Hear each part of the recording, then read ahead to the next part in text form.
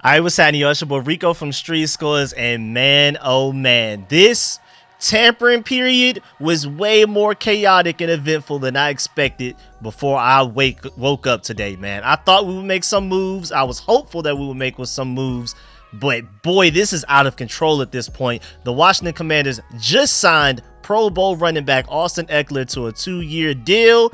And is this the perfect fit for the Kingsbury offense and a potential rookie quarterback that we may end up drafting number 2 overall? Why this Austin Ekeler signing is both potentially bad on one side, but also potentially great on another, especially rookie quarterback wise. We're going to dive into all that and more. I'm going to bring some stats. I've already watched some film on them. If you haven't, after this video, go check out some highlights so you can become more excited than you probably already are, because this could potentially pay big dividends for us, and with the contract that we potentially got him on, this could end up being a steal in free agency. But before we dive into all of that, make sure you stiff arm that like button, stiff arm the subscription button, and stiff arm the bell next to that subscription button so you get notification each and every time I release an informative and opinionated video just like this one. Make sure you stay tuned for all of the content. Again, I'm keeping y'all updated on every little thing. Like, I had already recorded a video talking about us potentially signing Austin Ekeler after a Jacina Anderson update and tweet that she came out with like an hour ago, and then now I'm updating y'all on the fact that we signed him. I'm just gonna go ahead and scrap the other video, but I'm just saying that to say that I'm keeping y'all updated on every little thing. Even when we were only just reportedly interested in Austin Ekeler, I was doing a video on that. So I'm keeping y'all updated on every little thing going on with the Commanders, who we may re-sign from the 2023 roster, who we may go bring in as outside free agent signings like an Austin Ekeler, Dorrance Armstrong, Tyler Biadish, or a Frankie Louvu, who we've already signed. And don't worry, I'm working on my Dorrance Armstrong video, but everything else just keeps happening. Breaking news, I just keep pushing it back. But trust me, that Dorrance Armstrong signing video and breakdown, just like these that I've already done for the other players, including Austin Ekeler right now, on the way. Keep y'all updated on any signing, any trade, any potential interest that we have in the guy. It could be something that small, any rumor going around. I got y'all updated. Just stay tuned. This is your one-stop shop for everything Commanders. I can't wait to be done. You know, I might have to eat before I get to that Dorrance Armstrong video, because I still haven't eaten yet, man. I'm starving. But I'm so excited. I'm having so much fun. I don't even really feel it that much because I just love football, and I didn't expect us to come out just swinging like this, man. And we're going to talk about at the end of this video how the rest of the NFC East, other than the sad little Cowboys over there, are all of the guys that all of us are swinging right now. We're all making pretty good free agency signings. But let's go ahead and dive into that. Let's get it.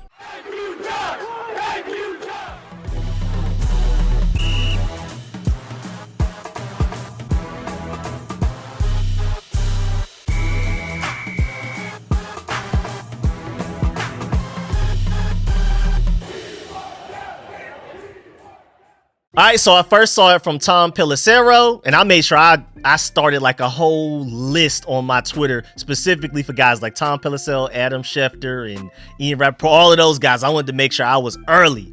But Tom Pelissero tweeted, veteran running back Austin Ekeler, while I was working on my Dorrance Armstrong video and still finishing up my Frankie Louvu video, is signing with the Commanders on a 2-year deal worth up to $11.43 million per sources after 7 seasons and 69 touchdowns. That's almost 10 touchdowns a season since he's entered the NFL. And remember, he was an undrafted free agent when he first started, so it's not like he was just this first-round draft pick that knew he was going to get the ball and was just immediately assumed to be that productive. So that's incredible.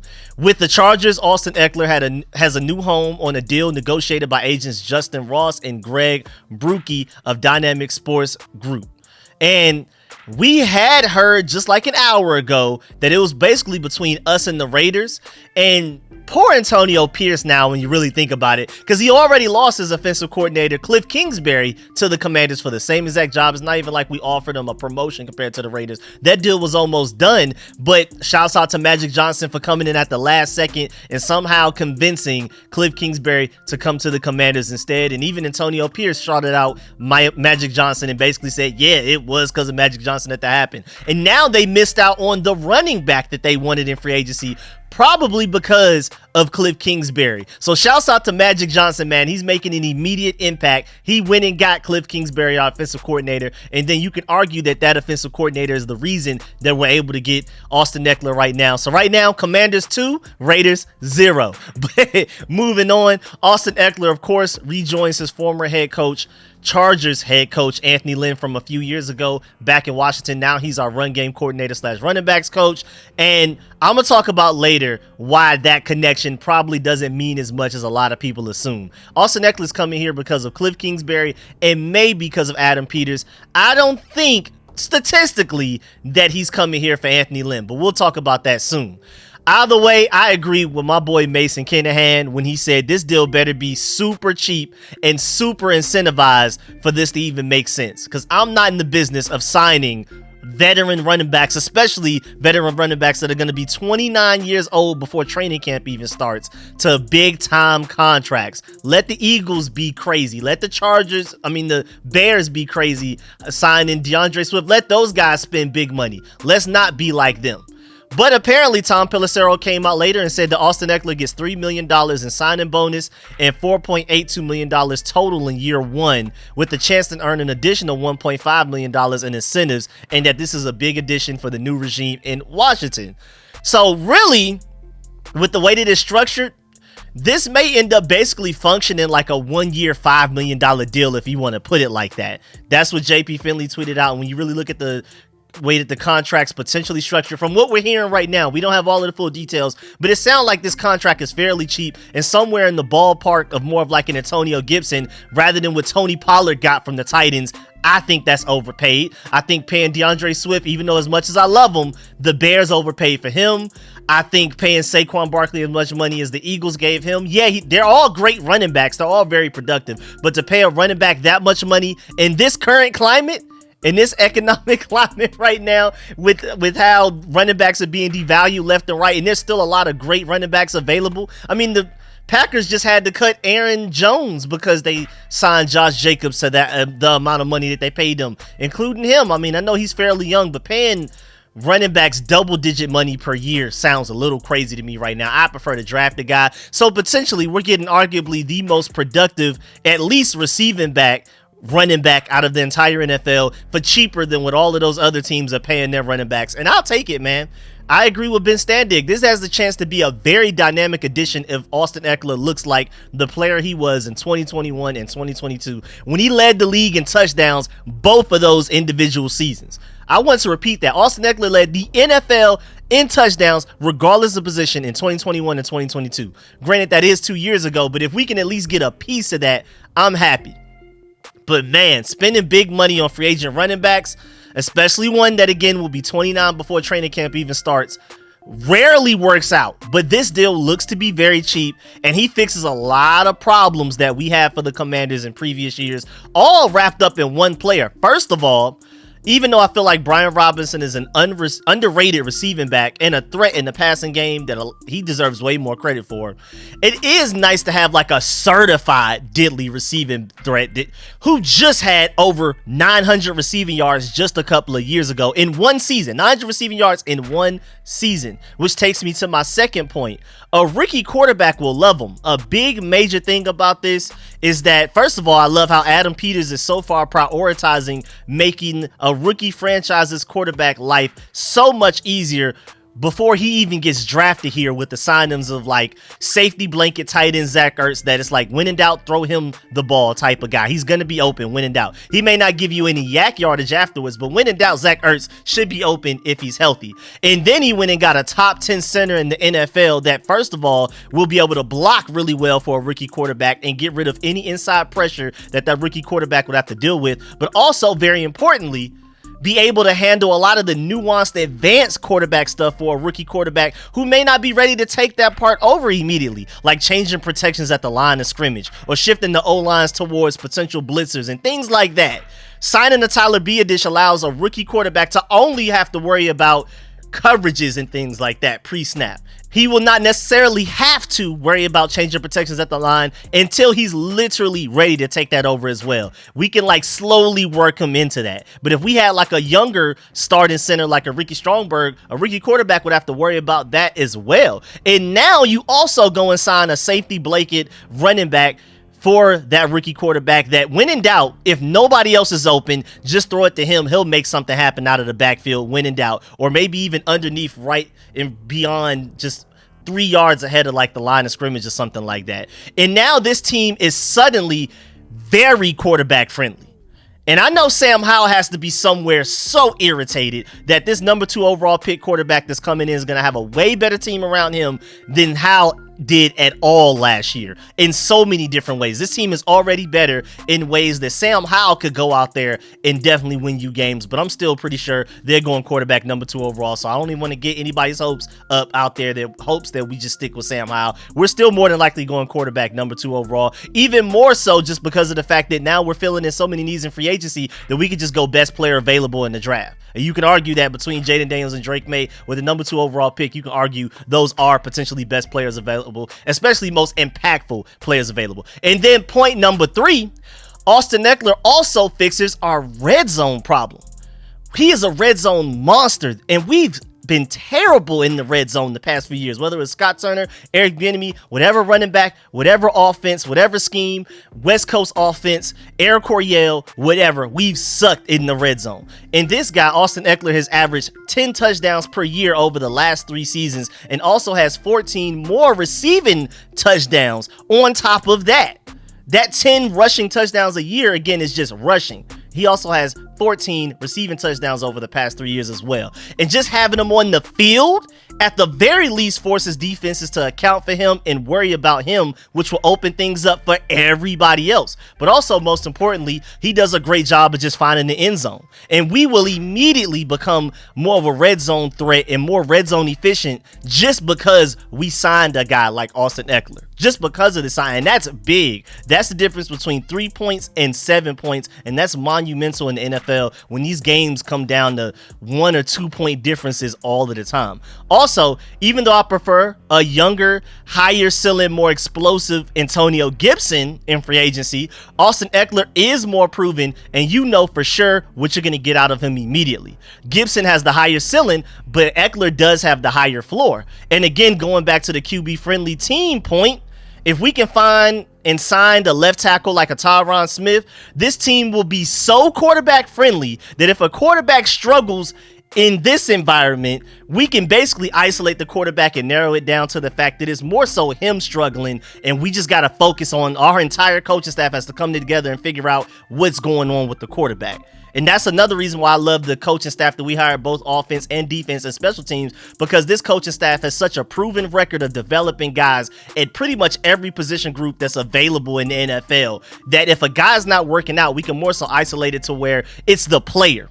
And same thing with this signing of Austin Ekeler along with Zach Ertz and Tyler Biadasz, and potentially, hopefully, we get a starting left tackle in free agency before we even get to the draft. We can know that, okay, if the quarterback, Jayden Daniels or Drake Maye, whoever we end up drafting, is struggling, it's because they are literally just struggling. We need to be patient with them. We need to focus on certain things. But we can isolate what the problem is in this environment. And I love that, man. And of course, we still need to draft more O-line. Even if we go and get a Tyron Smith at left tackle, which right now is by far my dream signing. It looks like Noah Fant just re-signed with the Seahawks. So that's done. I was hoping we could do that. We still need to draft more O-line. We still definitely need to draft tight end. I love Zach Ertz, but that does not stop you drafting a tight end in the second round. And we still need to get some more receivers. But the floor of this offense has certainly risen within just the past 5 hours. And I'm super excited about that, man. I know Kliff Kingsbury, if anybody, is ecstatic about this situation. This boy is in heaven with the offensive pieces that he has to work with. But just to warn you, like I alluded to earlier before the intro, that Anthony Lynn connection may not be as strong as y'all think for Austin Ekeler. I think, if anything, he came here because of Kliff Kingsbury. I know Anthony Lynn was Austin Ekeler's head coach, but if you go look at the stats, when Anthony Lynn was Austin Ekeler's head coach, he was actually less productive than when after Anthony Lynn left the Chargers. So just know, Anthony Lynn was Austin Ekeler's head coach up until 2020. In 2017, he had 260 rushing yards, but again, undrafted free agent. Nobody really knew he would be as good as he was, so that's not really Anthony Lynn's fault. But then in 2018, he had 554 rushing yards, 2019, 557 rushing yards, and then 2020, 530 rushing yards. As soon as Anthony Lynn leaves, 2021, 911 rushing yards, 2022, 915 rushing yards, and then a down season where he missed a few games, 2023, 628 rushing yards, still more rushing yards than any season he had under Anthony Lynn. I mean, but he did at the very least have his best receiving yard season in 2019, which is when Anthony Lynn was the head coach of the Chargers. But running the ball wise, he has been far more productive since Anthony Lynn left than when Anthony Lynn was there. But that may not actually be like necessarily Anthony Lynn's fault per se, but I'm just bringing that up to make sure that y'all know that Anthony Lynn and Austin Ekeler as a connection does not mean that literally Austin Ekeler signed here just simply because Anthony Lynn is already a Commanders coach. It's probably more of a Cliff Kingsbury and Adam Peters thing, if anything. That's the whole reason I'm bringing that point up. But also, I just want to point out the fact, shouts out JP Finley for bringing this up. As an undrafted free agent in 2017, Austin Ekeler made the Chargers in Anthony Lynn's first season as head coach. 7 years later, Austin Ekeler has 8,000 plus yards from scrimmage to go with 69 touchdowns. And of course, the reunion with Anthony Lynn, we'll see how that goes on that end. And even in a down year last year, Ekeler had 1,064 yards from scrimmage and 6 total touchdowns in 2023. That's still better than what we've been getting from most of the running backs we've had here for years now. Brian Robinson did better than that last year, even in spite of all of the chaos going around us. And adding an Austin Ekeler only helps the running back group. And even though I do prefer drafting a guy, our own guy, in like a month and a half, if Austin Ekeler is as cheap as it looks, then I'm cool with it. It wouldn't necessarily be the best signing we've made this free agency cycle, but it's still very interesting and at the very least exciting. I can see him being very productive in this Cliff Kingsbury offense that will take so many deep shots that defenses will have to lighten up the box to protect themselves from the bigger plays, the deep shots that this rookie quarterback's probably going to come in and throw, even though, because again, Cliff Kingsbury already said it himself. This is not necessarily an air raid system. He does not want to call it that. And even though he has shown since his time with the Cardinals that he's willing to have a quarterback work from under center rather than shotgun more than any other air raid offense typically does. And even though he likes to run the ball more than the typical air raid system does, it's still an air raid system at its core. And that system loves to take deep shots. So again, from those deep shots being a consistent threat to a defense, they're going to have to allocate resources to stopping those deep shots, which will eventually lighten the box, which will allow a guy like Austin Ekeler, imagine what he could do with a lightened box, an even lighter box than what he was dealing with while being a running back for the Chargers, how much he can eat out in space for that. Oh my Lord, bro. Austin Ekeler could probably get back to his 2021 self, 2022 self, just from those conditions alone. With all of the threats we have on the outside and deep down the field, Zach Ertz underneath, you got to account for him. And then you just have Austin Ekeler slipping underneath, whether through like a delayed handoff or just outside of the backfield in the receiving game. It could get really ugly for defenses, man. I know the rest of the NFC East, I know some Commanders fans are not very high on this signing, but I know the rest of the NFC East is like, oh my Lord, another headache we got to deal with. Austin Ekeler now too. If we can even get half of 2022 Austin Ekeler, that is going to be scary for NFC East division opponents. But I completely agree with Burgundy Blog right here when he tweeted, whoa, Ekeler, on principle, I don't necessarily love paying older running backs, but he's not too old and the money isn't crazy. And he's more of a weapon than just a runner. So it's kind of two players in one. You got to think about that when you're thinking about the contract. He's an exciting player. I completely agree there. And then I'm also with my boy Mason Kinahan. I'm nowhere near as low on the signing as my dog, but he did say if Washington has to sign Austin Ekeler on a cheap deal in order to also land Frankie Louvu, I'm all for it. Basically, like Austin Ekeler is the sacrifice to be able to land who we really want, Frankie Louvu. Rivera would have just signed Austin Ekeler, brought back David Mayo, and called it a day. And I completely agree with that last part. I thought that was hilarious. That's why I wanted to mention it. Also, shouts out to my boy Big Doug at Doug McCray Cray NFL, another Commanders Georgia Bulldog fan just like me. I love joining his show. Shouts out to him. Make sure you follow him on Twitter, YouTube, everywhere. And he tweeted, dang, Adam Peters recalibrated indeed. He's not Ekeler from 2 years ago, but he still got some juice and is an immediate upgrade over what we've been getting from Antonio Gibson. Again, I would argue that Antonio Gibson had the higher ceiling, but there's no way we're debating about Austin Ekeler being more productive and having the higher floor and being more dependable, if at the very least not as much of a fumble problem than an Antonio Gibson. So I'm happy about that, man. I really am.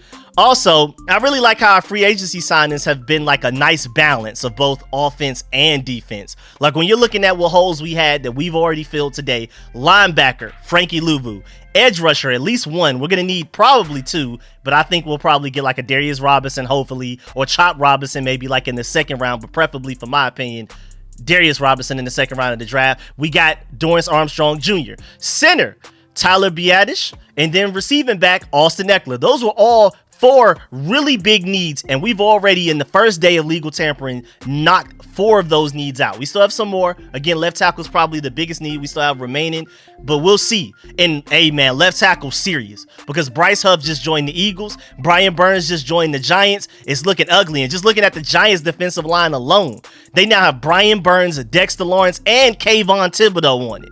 Luckily for us, though, Kayvon Thibodeau only looks like an all-pro player when Charles Leno is matched up against him. We no longer have Charles Leno, so hopefully Kayvon Thibodeau is not somebody we need to worry about. I hope it's more of a Charles Leno thing than a Commanders thing. But either way, that Giants defensive line is serious now. So Tyron Smith, come on down, boy. We need you. Now, I know with the Cowboys losing a lot of their free agents, they're probably going to throw a big bag at Tyron Smith. But then again, there were reports that like a week ago, or maybe longer than that, further back, that the Cowboys were not willing to give Tyron Smith what he was asking for. So hopefully the Cowboys out of the equation, and I'm hoping that Adam Peters do whatever it takes to bring him here, because we're going to need him. But hey, man, shouts out to the NFC East, because the Commanders went and signed Austin Ekeler, Dorrance Armstrong Jr., Tyler Biadasz, and Frankie Louvu. The Giants went and got Brian Burns, Devin Singletary, and John Runyon.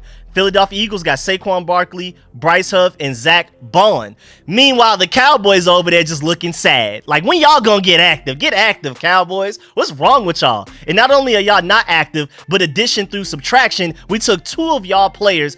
Dorrance Armstrong Jr. was projected to potentially get a bigger role for y'all, but of course he came here for an even bigger role than what he was going to get with Dallas, having to play behind those two elite edge rushers. And then we took y'all starting center and Tyler Biadasz. Get active, man. How about get something get back? You know what I'm saying? But I don't know how you can get back on us, because if you sign any players that we're potentially not re-signing, I don't think it's going to be as big of an upgrade as us stealing Dorrance Armstrong Jr.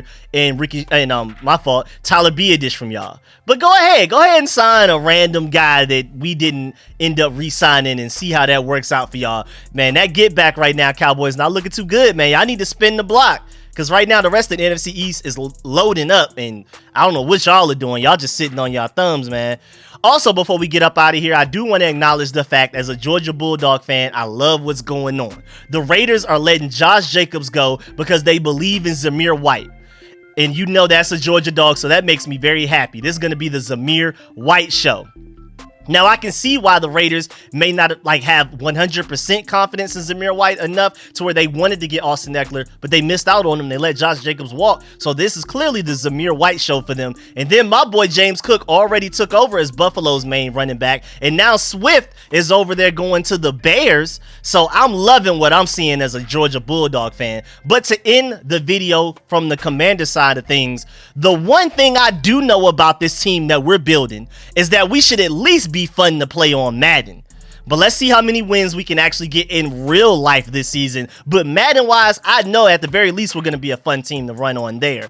And again, like we mentioned earlier, this team is definitely recalibrating, reloading more so than rebuilding. I don't expect us to go out there and be one of the worst teams in the NFL with the signings that we're making right now, and with the draft that I'm expecting us to go out there and have, and this elite development coaching staff, to where guys that are already on the Commanders that we didn't even bring in this offseason, guys like Emmanuel Forbes, I'm expecting those guys to simply be better than what they were before, just simply because we have a way better coaching staff, way better scheme on both sides of the ball. So even guys like an Emmanuel Forbes, say he played like a 62 overall last year, I'm expecting him to look more like an 80-something something overall this year. So this team's just going to be way better every way that you look at it, going from last season to this next season, because the guys that were already here are going to play better due to better coaching, and the guys that we just added are impactful starters. We haven't signed a non-starter yet. I mean, I guess you could argue Austin Ekeler will technically be like a 1B running back to Brian Robinson's 1A, but we haven't signed anybody that's necessarily just going to be a part of a heavy rotation. We're bringing these guys in to contribute immediately, and I wouldn't be surprised that even if Brian Robinson's technically running back 1, Austin Ekeler is the one that ends up with the most touchdowns. I'm loving what we're doing right now. We're being very aggressive, and like I reported earlier, like I was hearing around, Adam Peters may not go and sign the most elite guys in the particular position, but he said we were going to be very active in free agency. We were going to try to fill in as many holes that we had as possible, and they're doing just that, and they're doing a great job of it. Still worried about safety, still worried about left tackle, but we'll see, man. Maybe we have something in store for that as well. But yeah, man, that's the end of this video. You never know too, because with right tackle, maybe we can move Andrew Wiley to left guard or something like that, and then we figure out right tackle later. But either way, man, really appreciate y'all. Make sure you stiff arm that like button, stiff arm the subscription button, stiff arm the bell next to that subscription button so you get notification each and every time I release an informative and opinionated video just like this one. Make sure you stay tuned to all of the content. Again, I'm keeping y'all updated on every little thing the Commanders not only do, but even think of doing. So make sure you stay tuned, because I got y'all updated on every tiny little thing that the Commanders have going on. Even if it's just a projection or a rumor, I'm going to keep y'all updated. And I'm still working on my Dorrance Armstrong video, so stay tuned for that. I just got to get something to eat before then. I really appreciate y'all. Stay tuned. Let me know in the comment section how you feel about this Austin Ekeler signing. Are you high on it? Are you low on it? Let me know if you agree or disagree with any of my points, all of that type of stuff. Do you project him to potentially contribute as a strong red zone threat for us? All of that type of stuff. How do you feel like he fits in Kliff Kingsbury's scheme? All of that. Do you feel like this was a better signing than Antonio Gibson? Do you also feel like this is better value than what Saquon Barkley, DeAndre Swift, and Tony Pollard are getting with their respective teams? Let me know all of that in the comment section. I'll make sure I'm going to do my best to try to read and reply to as many comments as possible, but as y'all can see, I'm super busy. Still got to work on a Dorrance Armstrong video, and by the time I'm done with that, we may end up signing somebody else, hopefully like a Tyron Smith, so I may end up having to work on that, but I promise I'm trying to get to these comments. Catch y'all later. Really appreciate y'all. I'm out.